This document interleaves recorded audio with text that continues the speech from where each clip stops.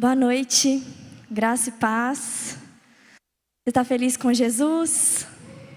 Prestou atenção nas letras dessa música? Nós estamos no melhor lugar porque Jesus é o único caminho para nós. Amém? E hoje a gente vai continuar falando da palavra dele. E a gente vai falar sobre esperança. Mas antes disso eu queria que a gente orasse mais uma vez. Queria que você fechasse os seus olhos e pedisse ao Senhor para falar com você. A palavra dele é que fala ao nosso coração. Então que você possa prestar atenção e se encher das verdades que estão nas Escrituras. Amém? Senhor Jesus, nós te agradecemos, Pai. Nós te agradecemos, Pai, porque quando estamos em comunhão, Pai, nós aprendemos mais do Senhor. O Senhor revela quem o Senhor é.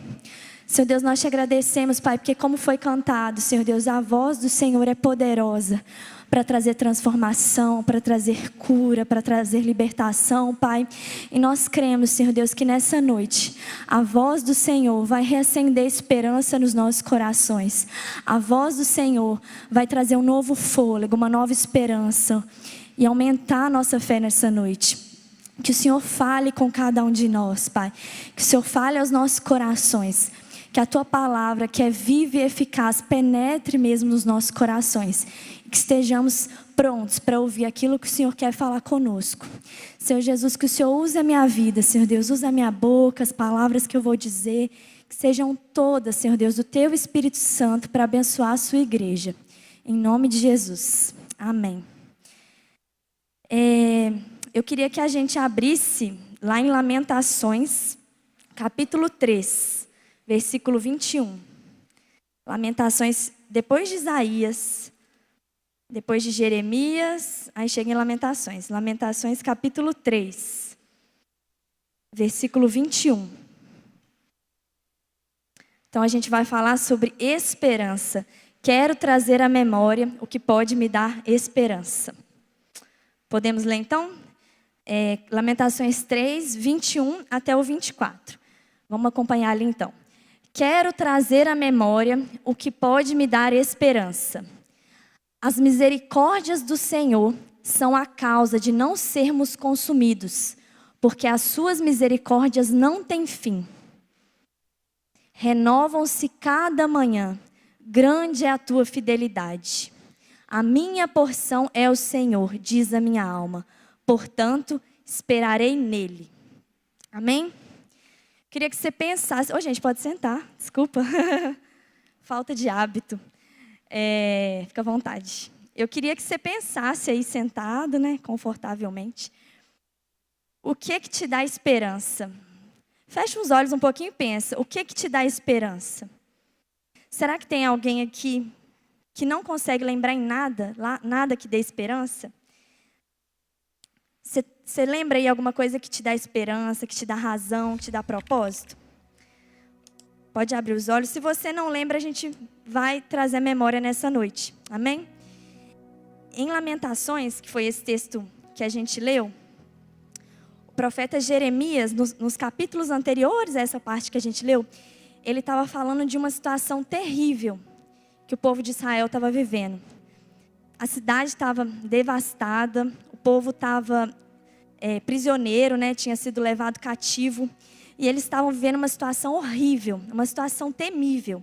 O livro não chama Lamentações por acaso, né? Ele se lamenta em vários...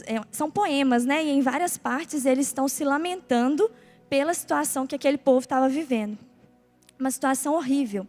Quer ver? Vamos ler o que ele fala em Lamentações 2:11. Volta um pouquinho aí. Lamentações 2:11. Ele fala assim: com lágrimas se consumiram os meus olhos. A minha alma se agita. O meu coração se derramou de angústia por causa da calamidade da filha do meu povo. Porque crianças e bebês desmaiam pelas ruas da cidade. Ele estava angustiado, ele estava sofrendo. Crianças estavam desmaiando de fome pelas ruas da cidade. Era uma situação horrível. Muito diferente da situação que a gente vê na cidade aqui hoje. As pessoas estavam perecendo na rua, estavam cativas, estavam angustiadas, sofrendo. E vamos ler o que ele escreve em Lamentações 3:8. Um pouquinho antes dessa parte que a gente leu, Lamentações 3:8, ele fala assim, vou ler aqui. Ainda quando clamo e grito, Ele exclui a minha oração. Mesmo quando clamo e grito, Ele fecha os ouvidos à minha oração. A sensação que Jeremias tinha era que Deus estava até fechando os ouvidos para o clamor, para a oração dele. Parecia que Deus não estava respondendo, parecia que Deus não estava ouvindo. Ele estava muito angustiado e parecia que a porta tinha fechado, que Deus não estava nem ouvindo mais a oração dele. Você já se sentiu assim em algum momento? Talvez alguns de nós possam se sentir assim em alguns momentos, né? Nós somos cristãos, mas nós estamos nesse mundo. E nesse mundo a gente vive aflições. Em algum momento a gente pode ter esse tipo de sentimento, parecendo que Deus não nos ouve. Isso é mentira, mas a gente pode sentir como Jeremias sentiu. E ele sentiu como se Deus não estivesse ouvindo o clamor dele. E aí o ápice do desespero dele está no versículo 17 e 18 do capítulo 3. Quer ver? Ele fala assim: tirou-me a paz, esqueci-me o que é prosperidade. Por isso digo, meu esplendor já se foi, bem como tudo o que eu esperava do Senhor. Ele estava sem esperança, ele não esperava mais nada do Senhor. Na minha versão, fala que a paz se afastou dele, que ele esqueceu do que era bom. Ele já não lembrava o que era alegria, o que era bom, não lembrava o que era paz. E ele já não tinha mais esperança no Senhor. Mas aí o texto muda. Isso está muito diferente do que a gente leu no início, não está? O que mudou? Jeremias até então estava só falando do sofrimento, do sofrimento. Os olhos dele estavam no sofrimento. Mas então ele muda e ele passa a olhar para quem Deus é, para o caráter de Deus. E aí eu queria que a gente voltasse no 21 e no 24, no 21 ao 24, Lamentações 3, 21 a 24. O texto muda porque a postura de Jeremias mudou. Ele fala no 21, pode voltar aí. Todavia, lembro-me também do que pode me dar esperança. E o que nos dá esperança? Graças ao grande amor do Senhor, é que não somos consumidos. Ele se lembra do amor do Senhor, que é a razão de, mesmo em meio ao sofrimento, eles ainda estarem vivos, pois as suas misericórdias são inesgotáveis. Renovam-se a cada manhã, grande é a sua fidelidade. Digo a mim mesmo, a minha porção é o Senhor, portanto, nele porei a minha esperança. Ele tira os olhos do sofrimento e volta os seus olhos para quem Deus é. Deus é bom, é um Deus de amor, um Deus fiel.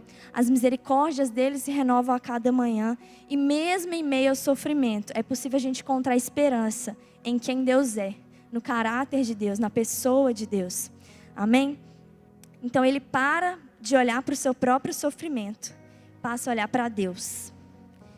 E aí a esperança reacende no coração dele. Ele fala, colocarei a minha esperança no Senhor. Até então ele estava sem esperança. Mas lembrando de quem Deus é, ele coloca a esperança dele no Senhor. E a nossa vida tem sofrimento, não tem? Tem alguém aqui que nunca passou por sofrimento? Às vezes é um sofrimento passageiro, às vezes é uma doença crônica. Às vezes alguns de nós cristãos podem ter depressão, ansiedade, podem já ter passado, pensado pensamentos de morte, de não desejar mais estar aqui, de pedir a Deus para tirar a sua vida. Isso pode acontecer porque nós estamos no mundo caído. Mas os nossos olhos não podem estar nesse sofrimento. Os nossos olhos têm que estar no Senhor. Claro, a gente tem que procurar ajuda. Nós temos aqui uma igreja, irmãos que podem nos ajudar. Deus coloca profissionais, médicos, psicólogos, psiquiatras, que podem nos ajudar. Mas o principal é tirar os olhos do sofrimento e colocar os olhos em quem Deus é. Trazer à memória quem Deus é. Porque no meio do sofrimento a gente pode esquecer. Esquecer o que Deus já fez na nossa vida. Esquecer as vezes que Ele já nos socorreu. Esquecer as vezes que Ele foi o nosso refúgio.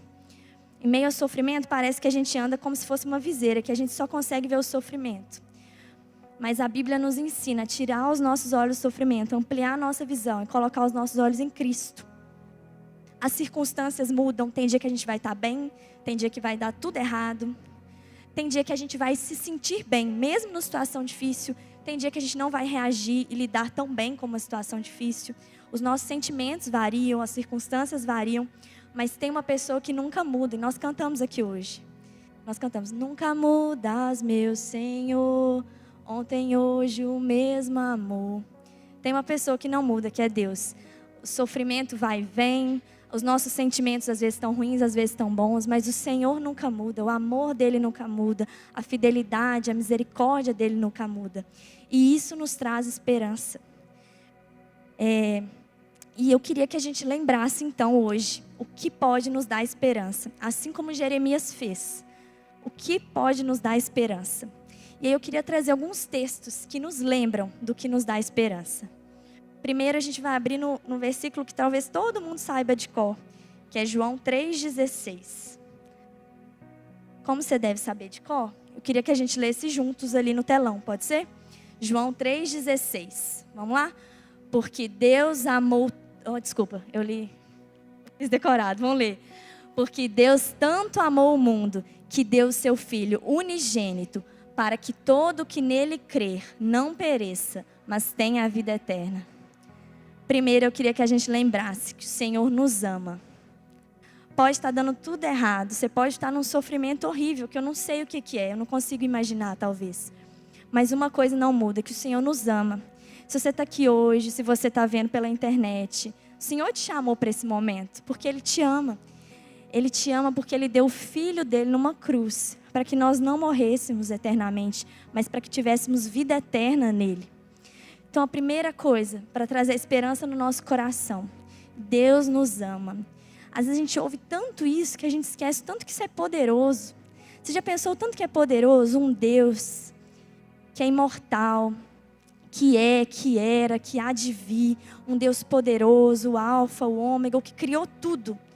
Ele se preocupa, Ele ama você, tão pequeno.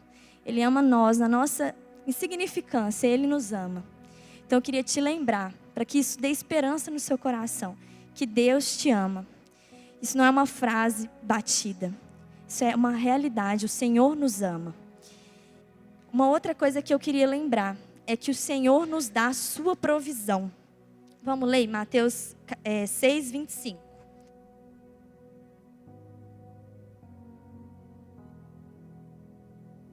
Mateus 6. Isso que a gente está falando, né, são pequenas partes de um todo que é a Bíblia. Se a gente conhecer a Bíblia, a gente vai entender quem Deus é. Se a gente lê essa palavra, a gente entende quem Deus é. Isso traz esperança ao nosso coração. Eu estou lendo pequenos trechinhos, mas eu te convido em casa também a ler o contexto, a ler o todo, entender tão poderoso, amoroso que é o nosso Deus. Então, Mateus 6, 25 ao 34, fala assim. É o Jesus falando. Portanto, eu digo, não se preocupem com sua própria vida, quanto ao que comer ou beber, nem com seu próprio corpo, quanto ao que vestir. Não é a vida mais importante que a comida e o corpo mais importante que a roupa? Observem as aves do céu. Não semeiam, nem colhem, nem armazenam em celeiros. Contudo, o Pai Celestial as alimenta. Não tem vocês muito mais valor do que elas? Quem de vocês, por mais que se preocupe, pode acrescentar uma hora que seja a sua vida? Porque vocês se preocupam com roupas? Vejam como crescem os lírios do campo. Eles não trabalham nem tecem. Contudo, eu digo que nem Salomão, em todo o seu esplendor, vestiu-se como um deles. Se Deus veste assim a erva do campo, que hoje existe e amanhã é lançada ao fogo, não vestirá muito mais a vocês, homens de pequena fé? Portanto, não se preocupem dizendo que vamos comer, ou que vamos beber, ou que vamos vestir. Pois os pagãos é que correm atrás dessas coisas, mas o Pai Celestial sabe que vocês precisam delas. Busquem, pois, em primeiro lugar o reino de Deus e a sua justiça, e todas essas coisas serão acrescentadas a vocês. Portanto, não se preocupem com o amanhã, pois o amanhã trará suas próprias preocupações. Basta a cada dia o seu próprio mal. Então a gente lembra que Deus nos ama e que Ele nos dá a sua provisão. Ele cuida de nós. Às vezes o que está te angustiando é não saber do amanhã, é não saber como você vai se sustentar, como você vai conseguir comprar roupa, alimento, ou como vai ser depois que você terminar de estudar no UFV, ou como vai ser depois que terminar a escola. A verdade é que cada dia tem o seu próprio cuidado. A gente tem que pensar no dia de hoje. E temos que lembrar que o Senhor sabe do que a gente precisa.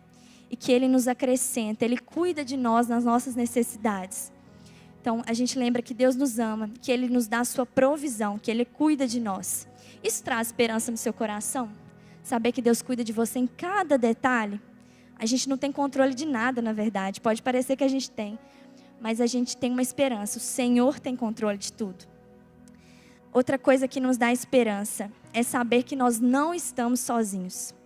Muitas vezes, quando a gente está enfrentando alguma situação difícil, ou alguém, que esteja passando por depressão mesmo, com pensamentos de morte, parece que a gente está sozinho, parece que ninguém entende o que está acontecendo na nossa vida. Mas a gente não está sozinho. A palavra de Deus diz que o Espírito Santo está conosco. Ele sonda o nosso coração e nos conhece muito mais do que nós mesmos. Então, eu posso não entender a sua dor, mas o Espírito Santo sonda o seu coração e te conhece, Ele entende. E você não luta sozinho. Vamos ler João 14, versículo 16 e 17. Fala assim. Eu estou lendo no telão porque é muito texto, então para a gente ler juntos. Jesus falando também. E eu pedirei ao Pai, e Ele dará a vocês outro conselheiro, para estar com vocês para sempre. O Espírito da verdade. O mundo não pode recebê-lo, porque não o vê nem o conhece. Mas vocês o conhecem, pois Ele vive com vocês e estará em vocês. Quando a gente entrega a nossa vida para Jesus, o Espírito Santo passa a habitar em nós. Então, o que você sofre, você não sofre sozinho. O Espírito Santo está em você. Ele não está só com você, Ele está em você. Jesus disse que Ele iria, mas Ele não nos deixaria órfãos, Ele não nos deixaria sozinhos. Nós temos o Espírito Santo, o Consolador, que habita em nós, que pode trazer à nossa memória aquilo que nos dá esperança, que pode trazer à nossa memória um novo fôlego, pode trazer à nossa memória aquilo que o Senhor já fez, que sonda os nossos corações, que intercede por nós. Nós não estamos sozinhos, o Espírito Santo está conosco. Isso nos traz esperança, que Deus nos ama, que Ele cuida de nós, nos dá provisão, que não estamos sós, o Espírito Santo está conosco. Uma outra coisa que nos dá esperança é que nós temos a paz de Cristo, que não depende da circunstância. Vamos ler em Filipenses 4:7. E a paz de Deus, que excede todo entendimento, guardará o coração e a mente de vocês em Cristo Jesus. Você crê nisso? Tenha confiança no que a palavra diz, ela é a verdade. E a verdade que a palavra de Deus diz que a paz de Deus, que excede o entendimento, ou seja, às vezes está tudo desmoronando mesmo. Mas o Espírito Santo pode te encher de uma paz inexplicável. Porque é a paz de Deus. E isso vai guardar a nossa mente, o nosso coração em Cristo Jesus. Nós podemos ter um lugar de segurança, que independe das situações que a gente vive, que é em Deus. Se nós permitirmos o agir de Deus nas nossas vidas, Ele pode trazer a paz de Deus, que excede todo entendimento. Então, Ele nos ama, Ele nos dá a sua provisão, o Espírito Santo está conosco, nós temos a paz de Deus. E Paulo nos lembra de que, mesmo sofrendo agora, os sofrimentos de agora não se comparam com a glória que há de vir. Você crê nisso? Vamos abrir em Romanos 8, 17 e 18. Romanos 8, 17. Eu escolhi esses textos porque eles enchem meu coração de esperança. Eu creio que eles podem encher o seu coração de esperança também. Se somos filhos, se é filho de Deus, quando a gente entrega a vida para Jesus, a gente se torna filho de Deus. Se somos filhos, então somos herdeiros, herdeiros de Deus e co-herdeiros com Cristo. Se de fato participamos dos seus sofrimentos, para que também participemos da sua glória. Cristo sofreu e nós também sofremos neste mundo. Considero que os nossos sofrimentos atuais não podem ser comparados com a glória que em nós será revelada. Quando a gente vive o reino de Deus, entende que Jesus nos chamou, que Ele nos amou, a gente entende que a vida aqui é passageira. Nós somos forasteiros, nós estamos aqui por um breve momento. Então a gente vai entender o que é a vida de verdade, né? Quando a gente se encontrar com o Pai. E nesse tempo a gente vai sofrer. A palavra diz que no mundo nós teríamos aflições. No mundo tereis aflições. Mas aqui Paulo nos lembra que o que nós vivemos aqui, os nossos sofrimentos aqui, não podem nem se comparar com a glória que em nós há de ser revelada. Um dia nós vamos experimentar coisas que vão fazer isso aqui ser insignificante. Esse sofrimento aqui não vai ter comparação. E se a gente for parar para pensar, o nosso sofrimento realmente não pode ser comparado à obra que Deus tem feito nas nossas vidas. Ao reino de Deus. Claro que a gente sofre e a gente precisa olhar para isso, cuidar da nossa mente, do nosso corpo, dos nossos sentimentos, do nosso coração. Às vezes, inclusive, com cuidado profissional. Mas a gente tem que lembrar que esse sofrimento, essa doença, o que quer que seja, é passageiro. E não pode ser comparada com o que nós ainda vamos experimentar em Deus. E por quê? Porque Cristo já venceu. É o texto até que eu acabei de falar, João 16:33. Cristo já venceu e por isso nós temos essa viva esperança. Ele fala, pode pôr. Eu disse essas coisas para que em mim vocês tenham paz. Neste mundo vocês terão aflições. Contudo, tenham ânimo. Eu venci o mundo. Ele já venceu. O nosso maior problema já foi resolvido. O nosso maior problema era estar separado de Deus. E não tinha nada que a gente pudesse fazer para nos aproximar do Senhor. Nos nossos pecados, e todos nós pecamos, nós estávamos afastados de Deus. E sozinhos, não tinha como.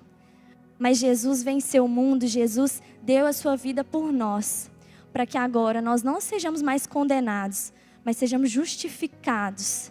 Possamos ter um relacionamento com Deus e viver todas essas novas coisas em Deus. Então é pelo que Cristo fez que nós temos esperança. O nosso maior problema já está resolvido. O resto vai passar. E nós temos uma esperança que reacende no nosso coração. Que são essas verdades da palavra de Deus. Ainda que a circunstância não mude, a nossa esperança não pode estar na cura. A nossa esperança não pode encontrar uma alegria terrena de novo. A nossa esperança tem que estar em Cristo, porque Ele é o único que não muda. Às vezes a alegria vai voltar, a doença vai ser curada, mas chegarão novos problemas. A vida é assim. Por isso que a nossa esperança não pode estar nessas coisas. Os nossos olhos não podem estar aqui. Você pode estar no momento ótimo, mas é lógico que você vai ter problema de novo. E você pode estar no momento horrível, daqui a pouco as coisas se resolvem, mas depois tem problema de novo.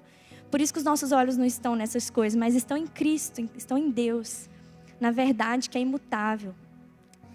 Que Cristo já venceu. E Ele não só venceu, como Ele vai voltar.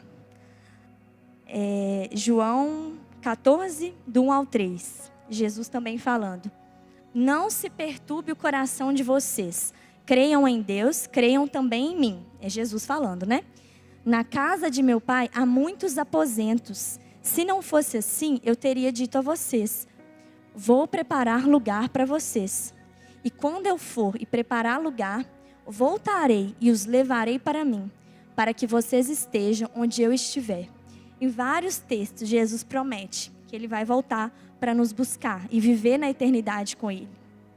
Por isso que os sofrimentos de agora não podem se comparar com a glória que há de vir. Hoje é tão bom quando a gente está aqui no culto e a gente ouve sobre a palavra de Deus, a gente sente a presença de Deus. Imagina viver com Deus, viver com Jesus o tempo inteiro, a eternidade. Isso não pode se comparar com os nossos sofrimentos desse tempo.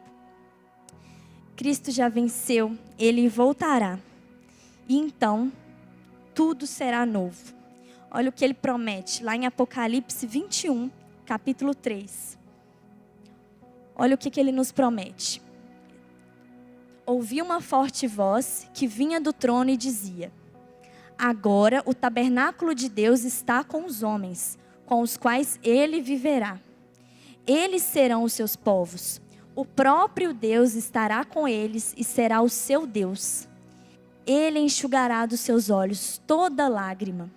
Não haverá mais morte, nem tristeza, nem choro, nem dor, pois a antiga ordem já passou. Aquele que estava sentado no trono disse: estou fazendo novas todas as coisas. E acrescentou: escreva isto, pois estas palavras são verdadeiras e dignas de confiança. Isso aqui ainda não aconteceu. Mas nós que cremos na palavra de Deus, nós cremos que em breve isso vai acontecer. Essa é a nossa esperança. A nossa esperança não está que as coisas aqui vão melhorar. Eu creio que Deus pode mudar a situação de cada um aqui. Eu creio que você pode ser curado. Deus é poderoso. Nós cantamos hoje que a voz do Senhor, né, pode. O Senhor pode trazer cura. E eu creio que Ele quer te curar, te restaurar, te libertar desse sofrimento. Mas o nosso foco não está nessas coisas aqui da terra. O nosso foco está no que vai acontecer e no que Deus já fez por nós. Nós temos que lembrar sempre isso, que o Senhor nos ama, que Ele nos dá a sua provisão, que nós não estamos só enquanto estamos aqui, o Espírito Santo está conosco enquanto estamos aqui na terra e para a eternidade. Que nós temos a paz de Cristo, que os sofrimentos de agora não podem se comparar com a glória que há de vir, que Cristo já venceu o mundo, que Ele vai voltar, e então tudo será novo. Você pode estar chorando agora, mas Ele promete, mesmo que a sua situação ainda não se resolva, que um dia Ele vai enxugar do seu olho toda lágrima. Não vai haver mais dor, não vai haver mais morte, não vai haver mais sofrimento. Um dia Ele vai voltar e vai fazer nova todas as coisas. E essa é a nossa esperança. Mas a gente não entende o sofrimento que vivemos aqui. Às vezes é difícil de compreender, né? Mas nós estamos num mundo caído, no mundo em que nós todos pecamos, enfrentamos consequências dos nossos pecados. Mas Cristo nos resgatou. Ele nos deu a salvação. Ele nos deu uma nova alegria. E ainda que nós podemos experimentar dessa paz que excede todo entendimento. Ainda que nós podemos experimentar da alegria do Senhor que nos fortalece. Podemos experimentar dessas misericórdias que se renovam toda manhã. Podemos experimentar da provisão do Senhor. E às vezes, para a gente experimentar isso tudo aqui, a gente também tem que lembrar de quem está do nosso lado. A vida cristã não foi feita para que a gente viva sozinho. Nós temos os irmãos, a gente tem uma igreja, várias igrejas aqui na cidade, que juntos somos um só no Senhor, o corpo de Cristo, com muitos irmãos. E se você sofre, a palavra diz, né, que se um membro sofre, todo o corpo sofre. Então, se você sofre, nós sofremos também. A Bíblia ensina para a gente chorar com os que choram.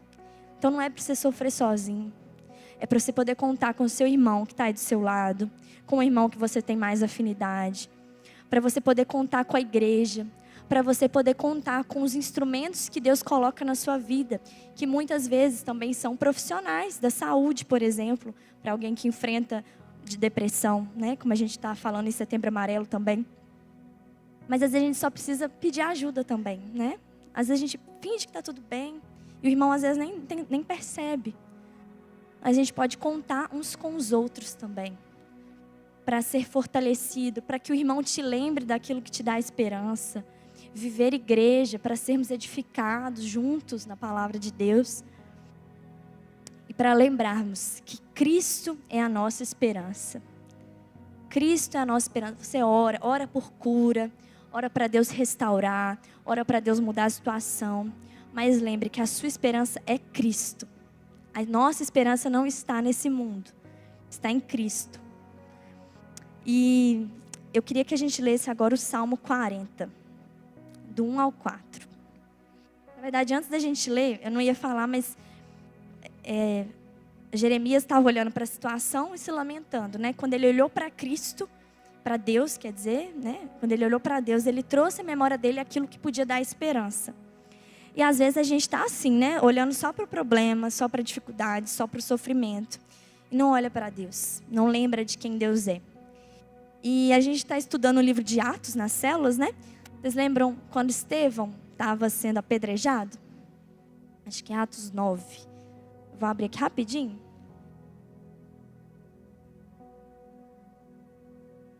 Atos 9, deixa eu ver se é isso mesmo. Ah, não, é Atos 8, peraí.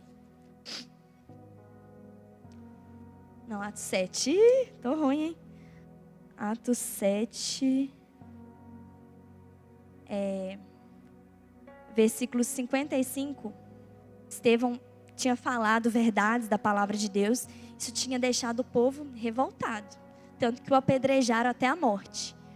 Mas fala assim: mas Estevão, cheio do Espírito Santo, levantou os olhos para o céu e viu a glória de Deus e Jesus em pé, à direita de Deus.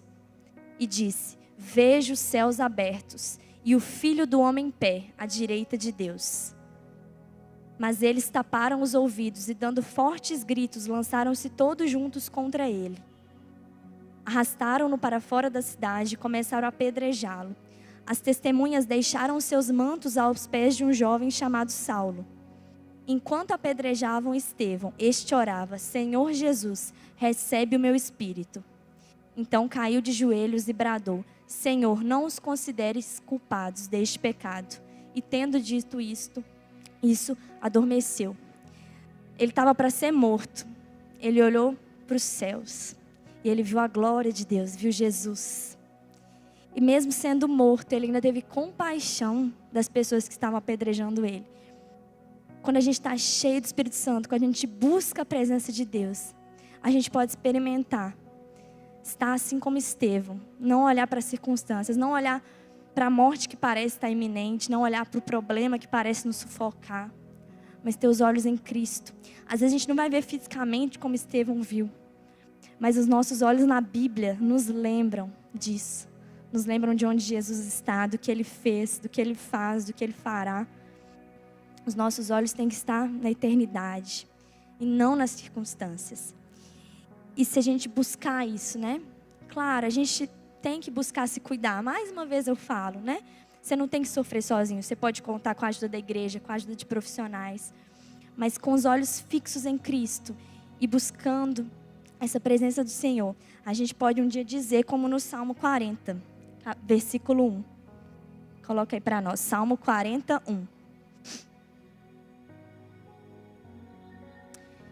Depositei toda a minha esperança no Senhor. Ele se inclinou para mim e ouviu o meu grito de socorro. Ele me tirou de um poço de destruição, de um atoleiro de lama. Pôs os meus pés sobre uma rocha e firmou-me no local seguro. Pôs um novo cântico na minha boca, um hino de louvor ao nosso Deus. Muitos verão isso e temerão e confiarão no Senhor. Como é feliz o homem que põe no Senhor a sua confiança e não vai atrás dos orgulhosos, dos que se afastam para seguir deuses falsos. Como é feliz o homem que coloca a sua esperança, a sua confiança no Senhor. Eu creio que se você está sentindo como se você estivesse num poço, no fundo do poço, no lamaçal, no meio da lama, num tremendo sofrimento, eu creio que o Senhor pode restaurar e fazer nova todas as coisas. E que você pode ainda contar isso. Que você colocou a sua esperança no Senhor. E que Ele te tirou dessa situação. Que colocou um novo cântico na sua boca. Não mais um cântico de lamentação, mas um cântico de louvor ao Senhor Deus. Eu creio que Ele pode fazer isso na sua vida. Porque a palavra dEle nos traz esperança. De que as coisas não precisam estar como estão. E de que mesmo que o sofrimento exista nesse mundo, de que um dia novas serão todas as coisas, por causa do que Jesus fez por nós. Você crê nisso? Agora você consegue se lembrar de algo que te dá esperança? Tantas coisas na palavra de Deus nos dão esperança. Falei de algumas poucas, mas falar disso até me emociona, porque Deus faz nova todas as coisas, e Ele é a nossa esperança. Amém? Eu queria convidar o louvor.